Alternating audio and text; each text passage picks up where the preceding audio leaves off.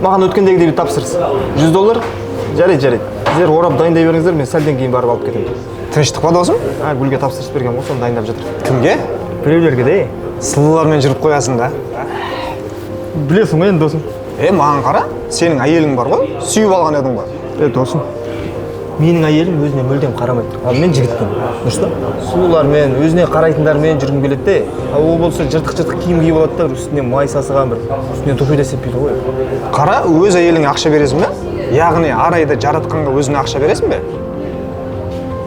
Ақша? Қатынға да ақша беремін мен. Не үшін бермей ғой? Сен қалағандай сұлу болып жүру үшін де? Жоқ. Бермейді кім.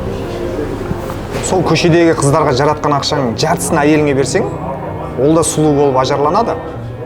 Міндетсіз қызметіңді жасаса, носкиіңді жуса, саған тамақ жасап, майдың иісі шықса, ұнамай қалып жатыр ма? Таңертең киіміңді үтіктеп, күлімдеп шығарып салады. Сол ойнастарыңмен жүруің үшін бе? Жоқ. Сені шын сүйгеннен әйелдік міндетін атқарып жатыр. Менің әйелім бар ғой. Қанша ақша жұмсап, қанша өзіне қараса да бар ғой. Әдемі болмайтын шығар. Жаңа келін болып түскенде қандай еді? Ол кезде красавица еді. Өзіне қарайтын ол. Өйткені қыз жасауымен келген. Сен үшін ажарланып жүру үшін. Шамалы көңіл бөліп қой. Көйлектерін, косметикасын алып бер. Сен қалағандай сұлу болғанын көргің келсе. Жоқ, маған сұлу болған ұнамайды демейтін шығар. Алдымен өзің қатырып қойып, одан кейін алсаң, ол басқа әңгіме. Сол көшедегі сұлуларың әйелің жасап жатқан қызметті жасай алмайтынын өзің де жақсы білесің. Бір затты есіңнен шығарма.